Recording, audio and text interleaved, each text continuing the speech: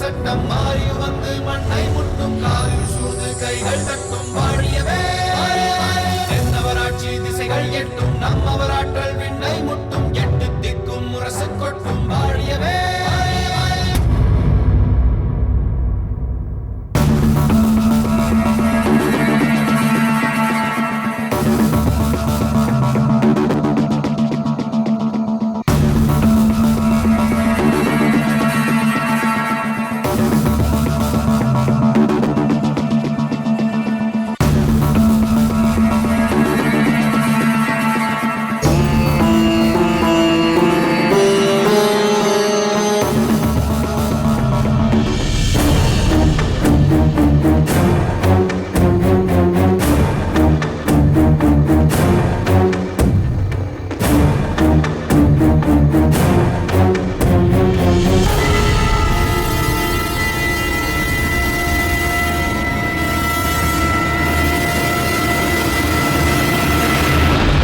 யார் நீ? இங்கு எதற்காக வந்தாய்? இப்போது சொல்லப் போகிறாயா இல்லையா?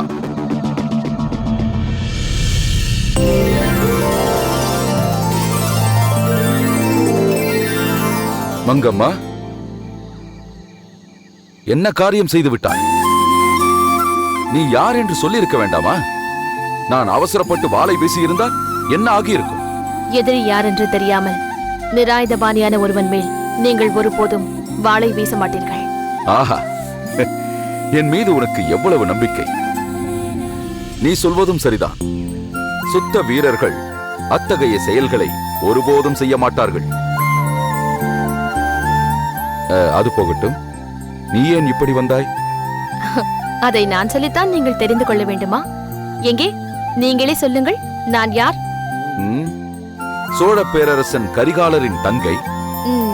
நீங்கள் யார்? வேளிர் குடிகளில் அழுந்தூர் வேளாளும் சிற்றரசன். பார்த்தீர்களா, நீங்களே உங்களை அறியாமல் என் தமையனை பற்றி சொல்லும்போது பேரரசன் என்கிறீர்கள், உங்களை பற்றி சொல்லும்போது சிற்றரசன் என்கிறீர்கள். பேரரசரின் தங்கையான நான் சிற்றரசர்களில் ஒருவரான, அதிலும் வேளிர் குடியைச் சேர்ந்தவராக இருக்கும் ஒருவரை தேடி வருகிறேன் என்றால் கேள்வி பிறக்காதா? நான் அங்கிருந்து புறப்படும் போதே எல்லோருடைய பார்வையும் என் மீது விழாமல் மறைந்து வந்தேன். அதை விடுத்து அனைவருக்கும் தெரியும்படியாகவா நான் வர முடியும்? நியாயமான கேள்விதான். ஆனால் என்ன இருந்தாலும் ஒரு நாள் இது எல்லோருக்கும் தெரியத்தானே போகிறது. ஆமாம், அது எந்த நாள், எப்படி தெரிய போகிறது என்பதுதான் புரியவில்லை. நான் உன்னை சந்திக்காமல் இருந்திருந்தால் உனக்கு இப்படி ஒரு சங்கடம் நேர்ந்திருக்க போவதில்லை. அப்படி சொல்லாதீர்கள். சேரபாண்டிய மன்னர்களை வென்று என் அண்ணன் சோழ சாம்ராஜ்யத்தை நிறுவினார்.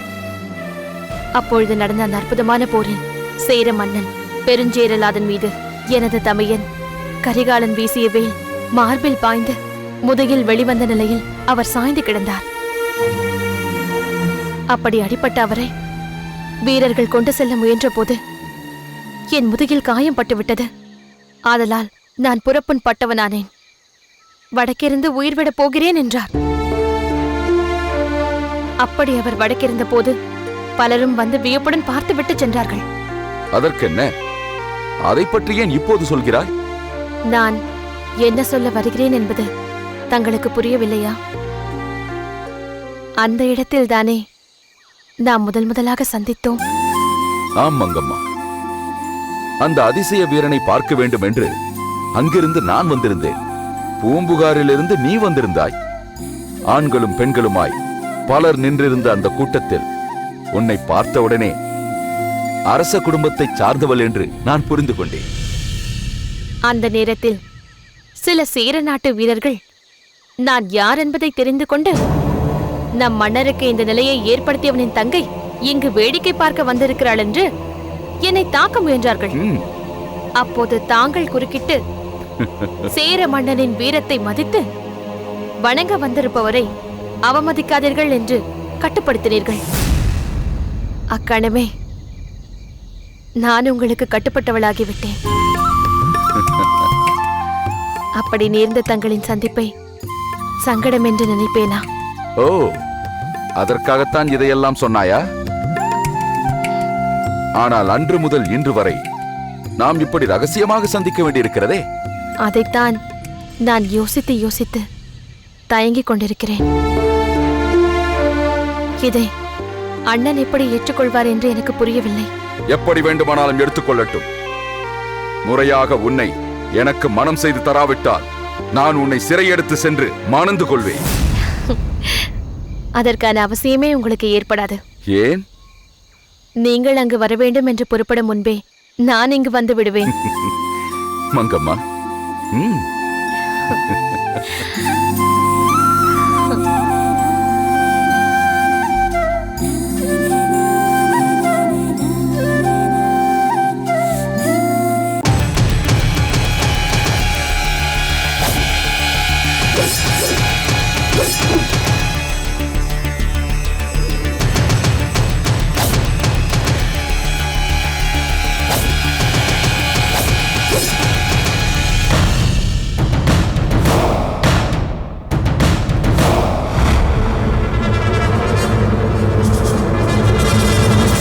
மன்னா, பாருங்கள் செந்தலையாரே, சோழ நாட்டிலிருந்து ஓலை வந்திருக்கிறது. என்ன? சோழ நாட்டிலிருந்து ஓலையா? மன்னா, ஓலை வந்திருக்கிறது என்றுதானே கூறினேன். அதற்கு ஏன் இவ்வளவு ஆவேசம்? அதில் என்ன எழுதியிருக்கிறது என்பதை முதலில் தெரிந்து கொள்ளலாமே. அமைச்சரே, சோழன் எனக்கு என்ன மன ஓலை அனுப்ப போகிறான்? அதை பார்க்காமலே அதில் என்ன எழுதியிருக்கிறது என்று என்னால் சொல்ல முடியும். என்ன எழுதியிருக்கும்? கப்பம் கட்டு, இல்லை என்றால் களத்திற்கு வா என்று எழுதியிருப்பான் அந்த சாம்ராஜ்ய வெறி விடுத்த கரிகாலன். செந்தலையாரே, அந்த ஓலையை படியுங்கள். மிடலை கூற்றத்தின் மன்னன் இருங்கோவேளுக்கு சோழ சக்கரவர்த்தி கரிகாலன் விடுக்கும் ஓலை. எமது சாம்ராஜ்யத்திற்கு உட்பட்ட பகுதியில் வாழும் குறுநில மன்னனான நீ இன்று வரை எமக்கு கப்பம் கட்டவில்லை. இதுவரை கட்டாமல் இருந்ததற்கான காரணத்தையும் இதுவரை எம்மிடம் வந்து சொல்லவில்லை. அதனால் இந்த ஓலையை கண்ட ஒரு திங்களுக்குள் எமக்குரிய கப்பத்தை கட்ட வேண்டும் என்று ஆணையிடுகிறேன். இல்லையேல் களத்தில் சந்திக்க நேரிடும் என்று எச்சரிக்கை விடுக்கிறேன். இங்கனம் சோழ சக்கரவர்த்தி கரிகாலன். என்ன அமைச்சரே, நான் சொன்ன வார்த்தைகள் அதில் அப்படியே பதிக்கப்பட்டிருப்பதை பார்த்தீர்களா? சாம்ராஜ்ய வெறி பிடித்தவர்கள் தீட்டும் ஓலை இப்படித்தான் இருக்கும் என்று நான் கூறியதன் பொருளை இப்பொழுதாவது புரிந்து கொண்டீர்களா? இந்த இருங்கோவேல் தாயாதி முறையில் தனக்கு தூரத்து உறவினன் என்பதை கூட நினைக்காமல் எனக்கே எச்சரிக்கை ஓலை அனுப்பியிருக்கிறான் அந்த கரிகாலன். அவன் கொடியில் இருக்கும் புலியை இந்த இருங்கோவேல் என்ற சிங்கம் கடித்து குதறி சின்னா பின்னமாக்கிவிடும் என்பதை அவனுக்கு புரிய வைக்கிறான். எவ்வளவு ஆணவத்தோடு இருங்கோவேல் என்ற மன்னனுக்கு கரிகாலன் என்ற சக்கரவர்த்தி அனுப்பியிருக்கும் ஓலை என்று எனக்கு எழுதி அனுப்பியிருப்பான். அந்த சக்கரவர்த்தியை சிம்மாசனத்திலிருந்து கீழே இறக்கி என் போல் குறுநில மன்னராக கூட இருக்க முடியாமல் செய்து ஓட ஓட விரட்டி அடிக்கிறேன் பாருங்கள். சிற்றரசனான என்னை பேரரச பீடத்தில் அமர வைக்க அவனே வழிகாட்டிய பிறகு நான் எதற்கு இனி தாமதிக்க வேண்டும்? இருக்கும் படைகளை திரட்டிச் சென்று பூம்புகாரின் கோட்டை கதவுகளை தட்டி போர் போர் என்று இன்றே அறைகூவல் விடுகிறேன் பாருங்கள். மன்னா, சற்று பொறுங்கள் மன்னா. என்ன? தன் வலிமையையும் தன் பகைவனின் வலிமையையும் துணையாக வருபவரின் வலிமையையும் எல்லாவற்றிற்கும் மேலாக தான் செய்ய இருக்கும் வினையின் வலிமையையும் சீர்தூக்கி பார்க்க வேண்டும் என்கிறார் வள்ளுவர். வினை வலியும் தன் வலியும் மாற்றான் வலியும் துணை வலியும் தூக்கிச் செயல் என்கிறது குறள். அதனால் இந்த நேரத்தில் நம் வலிமை மட்டும் போதாது, நமக்கு துணையாக வரக்கூடியவர்களின் வலிமையையும் இதில் இணைத்துக் கொள்ள வேண்டும். எப்போது நமக்கு ஒரு ஓலையை இப்படி அனுப்பினானோ அப்போதே மற்ற வேளிர்களுக்கும் இது போன்ற ஒரு ஓலையை அனுப்பியிருப்பான் கரிகாலன். அவர்கள் அனைவரும் கொதித்து போயிருப்பார்கள். தங்களைத்தான் தலைவராக ஏற்றுக்கொண்டிருக்கிறார்கள். அதனால் அனைவரிடமும் கலந்து பேசி உரிய வழியை தேர்ந்தெடுக்க வேண்டும். அப்படி என்றால் என்னை வந்து உடனே சந்திக்க வேண்டும் என்று அனைத்து வேளிர் குறுநில மன்னர்களுக்கும் செய்தியை இப்பொழுதே தெரிவித்து விடுங்கள். ஆணை மன்னவா.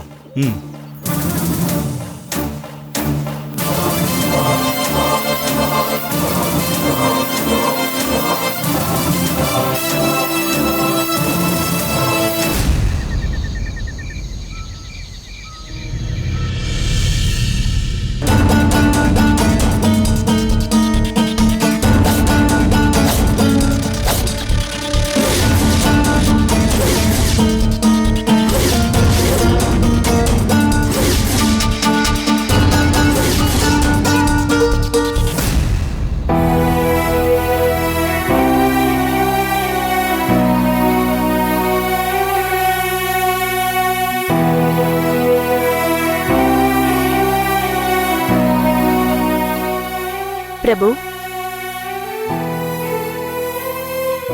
தாங்கள் எதை பற்றி யோசித்துக் கொண்டிருக்கிறீர்கள் என்பதை நான் அறிவேன்.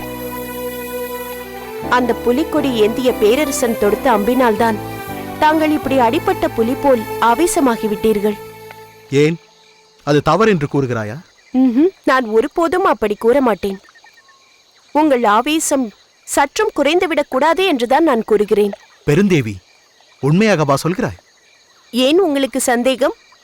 இந்த பேரரசுகளால் எப்போதும் சிற்றரசுகளுக்கு ஆபத்துதான். தங்களுடைய வலிமையை காட்டுவதற்கு எவராவது கிடைப்பாரா என்று தேடிக்கொண்டிருப்பார்கள். 10,000 வீரர்கள் கொண்ட படையை வைத்துக்கொண்டு 1000 பேர் மட்டுமே உள்ள படை மீது மோதுவார்கள். ஒருவரை 10 பேர் சேர்ந்து குத்தி கிழித்துவிட்டு நாங்கள் வீர சாகசம் புரிந்தோம் என்றும் கூறுவார்கள். அது எப்படி அவ்வளவு சரியாக சொல்கிறாய்? ஏன் பிரபு, அது தங்களுக்கும் தெரிந்ததுதானே? பாண்டிய பேரரசன் என்று பெயர் சுட்டிக் கொண்டிருக்கும் பெருவழுதி சிறுமதி கொண்டவனாக மாறி என் தாய்மாமனின் முத்தூர் கூற்றத்தின் மீது படையெடுத்தானே. எங்கள் சிறு படையை பாண்டியனின் பெரும் படை அழித்தது. அதில் என் மாமாவும் அத்தையும் மடிந்தார்கள். நானும் என் தம்பியும் ஆளுக்கு ஒரு பக்கமாக பிரிந்தோம். இதற்கெல்லாம் என்ன காரணம்? வல்லரசுகளின் ஆதிக்க வெறிதானே? சரியாக சொன்னாய் பெருந்தேவி. அதே ஆதிக்க வெறியால் தான் இன்று அந்த கரிகாலன் வேளிர்கள் யாவரும் சோழ சாம்ராஜ்யத்திற்கு கப்பம் கட்ட வேண்டும் என்று ஓலை அனுப்பியிருக்கிறான். ஏதோ அவரவருக்குரிய சிறுநிலங்களை ஆண்டுவிட்டு போகட்டும் என்று நினைக்காமல் அங்கும் தன்னுடைய ஆதிக்கத்தை செலுத்த வேண்டும் என்று நினைக்கிறான். அதற்கு நாம் இடம் கொடுக்க கூடாது. நீங்கள் ஒருவரே கரிகாலனை எதிர்த்து வெல்லும் ஆற்றல் படைத்தவர் என்பதை நான் அறிவேன். ஆனாலும் கரிகாலன் தனித்து வரப்போவதில்லையே, பெரும் படையுடன் தானே வருவான். அந்த அளவிற்கு போதுமான படை வலிமை நமக்கும் வேண்டுமல்லவா? அதற்கு அமைச்சர் செந்தலையாரின் யோசனை மிகவும் பொருத்தமானதாக தான் அமைந்திருக்கிறது. வேளிர்கள் அனைவரின் படையும் ஒன்று சேர்ந்தால் சோழன் படையை எளிதாக வென்றுவிடலாம். களத்தில் தாங்கள் வகுக்கும் வியூகத்திற்கு முன்னால் கரிகாலனை கலங்கி போவான். பலே பெருந்தேவி, பிரமாதம்.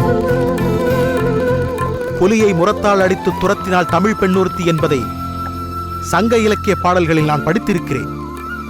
ஆனால் இன்று புலிக்கொடி ஏந்தியவனை துரத்துவதற்கு வழிகாட்டும் ஒரு பெண்ணை என் மனைவியாகவே பார்க்கிறேன். என் மனம் இதை கண்டு பெரிதும் மகிழ்கிறது பெருந்தேவி. பிரபு, என் தந்தை என்னை பெரிதாக சீராட்டி வளர்க்கவில்லை என்றாலும் என் தாய்மாமன் எனக்கு பல இலக்கியங்களை போதித்தார், வரலாறுகளை கூறினார். அவர் சொல்வது போல் ஒருவர் பலரை ஒரே நேரத்தில் வென்றுவிட முடியுமா? கதைகளிலும் காவியங்களிலும் வேண்டுமானால் அப்படி இருக்கலாமே தவிர கண்ணால் அப்படி காண முடியாது என்பதை நான் சிந்தித்ததுண்டு. ஆனால் என்னை பலவந்தமாக இழுத்துச் சென்ற அத்தனை பேரையும் தாங்கள் தனி ஒருவராக இருந்து கொன்று குவித்தீர்களே, அப்போதுதான் இதோ அத்தகைய காவிய நாயகன் இங்கேயே இருக்கிறார், கண் முன்னால் அதை நிகழ்த்திக் கொண்டிருக்கிறார் என்று வியந்தேன். அந்த மகத்தான வீரம் வேளிர்குடியின் தலைவராக உங்களை ஆக்கியிருக்கிறது. நாளை அது சோழ மன்னனையும் வீழ்த்தி மாபெரும் சாதனை புரியத்தான் போகிறது. அற்புதம் பெருந்தேவி, அற்புதம். உன்னை மனைவியாக பெற்ற நான் மகாபாகியசாலி. உன் கனவுகளை நான் நிச்சயம் நிறைவேற்றுவேன். அந்த கரிகாலனை அழித்து பூம்புகாரை கைப்பற்றுவேன். அதற்காக ஒவ்வொரு பேரரசுகளையும் அழிப்பேன். ஏழிற்குடியை பேரரசாக்கி குறுநில மன்னர்களுக்கு முழு உரிமை கொடுப்பேன். இது என் வேளிர் குலத்தின் மீது ஆணை.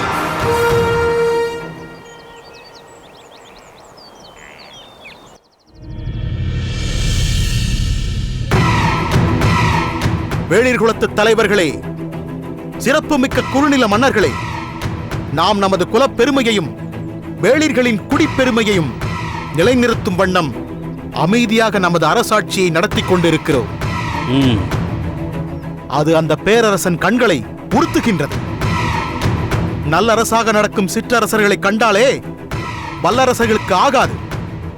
அதனால் கப்பம் கட்ட வேண்டும் என்று தங்கள் ஆதிக்க வெறியை காட்டி நம்மை சோதித்து பார்க்கிறார்கள். இந்த ஓலை நம்மை ஒரு கேள்வி கேட்கிறது.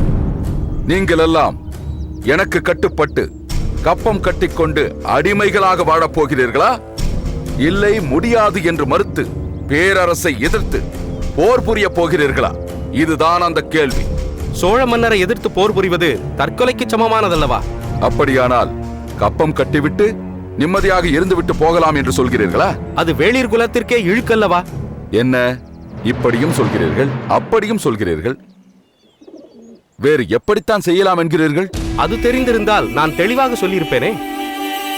அந்த ஓலை வந்ததிலிருந்து நான் மிகவும் குழப்பத்தில் இருக்கிறேன். அதற்காக இப்படியெல்லாம் பேசி எங்கள் எல்லோரையும் குழப்பாதீர்கள். தாங்கள் என்ன நினைக்கிறீர்கள்? இவ்வளவு நாட்களாக கட்டிக்காத்த சுதந்திரத்தை இழப்பதா என்று சங்கடமாகத்தான் இருக்கிறது. அதே நேரம் எதிர்த்து நின்றால் அழிவுதான் என்று நன்றாக தெரிந்திருந்தும் ஏன் அதை செய்ய வேண்டும் என்று அச்சமாகவும் இருக்கிறது. தங்கள் முகத்தை பார்த்தாலே தங்கள் கருத்து அதுதான் என்று தெரிகிறது. நாம் இந்த நேரத்தில் சற்று யோசித்துத்தான் காரியத்தில் இறங்க வேண்டும். எண்ணி துணிக கருமம், துணிந்தபின் எண்ணுவோம் என்பது இழுக்கு. இது வள்ளுவன் வாக்கு. இதை மறந்துவிடக் கூடாது. இதன் மூலம் தாங்கள் என்ன சொல்ல வருகிறீர்கள் என்று புரியவில்லையே. கரிகாலனிடம் இருக்கும் படை எவ்வளவு பெரியதென்பது நம் அனைவருக்கும் தெரிந்ததுதானே. வடக்கிலும் தெற்கிலும் அந்த படை நடத்திய அற்புதமான போர்களைப் பற்றி நாம் அறிந்ததுதானே. கடலளவு படைபலம் கொண்டிருந்த கரிகாலன் கடுமையான போர்களில் ஈடுபட்டு இருந்ததால் தான் கடுகளவு சிறுத்த நமது குறுநிலங்களைப் பற்றி அவன் சிந்திக்கவில்லை. சோழ சாம்ராஜ்யம் என்ற பரந்த நிலப்பரப்பில் சிறு சிறு பகுதிகள் யாருக்கோ சொந்தமாக இருந்தால் ஒரே சாம்ராஜ்யம் என்று எப்படி சொல்ல முடியும்? அதனால்தான் அவனது பார்வை இப்போது நம் பக்கம் திரும்பி இருக்கிறது. அடங்கிப் போவதை தவிர வேறு வழியே இல்லை. அவனது படைபலம் நம் பக்கம் திரும்பினால் நாம் இருந்த இடம் தெரியாமலே போய்விடும். நாங்கூர் வேளாரே, தாங்கள் என்ன நினைக்கிறீர்கள்? இங்கு வந்திருப்பவர்கள் அனைவரும் வேளிர்குடியைச் சேர்ந்தவர்கள் தானா என்பது எனக்கு சந்தேகமாக இருக்கிறது. ஏன் இவர்கள் கரிகாலனிடம் தங்கள் சுதந்திரத்தை பறிகொடுக்க இவ்வளவு ஆர்வமாக இருக்கிறார்கள் என்று எனக்கு புரியவில்லை. சோழரோடு போர் புரிவது தற்கொலைக்கு சமமானது என்கிறார் மிலாடுடையார். அவனுக்கு கப்பம் கட்டிக்கொண்டு அடிமையாக வாழ்வதை விட நாமே தற்கொலை செய்து கொண்டு மடிவது மேலல்லவா? அழிவு என்று தெரிந்தும் அதை ஏன் செய்ய வேண்டும் என்கிறார் செங்குன்றவேளா. இழப்பு என்று தெரிந்தும் அதை நாம் செய்வது நமக்கு பெருமை தருமா? அடங்கி போவதை தவிர வேறு வழியில்லை என்கிறார் வல்லவன். கரிகாலனை அடக்கி வைப்பதுதான் அதற்கு சரியான மாற்று வழி என்கிறேன் நான். பலே நாங்கூர் வேளாரே, பலே! இந்த முதிர்ந்த வயதிலும் தங்களுக்கு இருக்கும் துணிச்சலும் வீரமும் வேளிர்குடியின் அனைவருக்கும் இருந்தால் நாம் கரிகாலனை வென்று நமது வலிமையை நிலைநாட்ட முடியும்.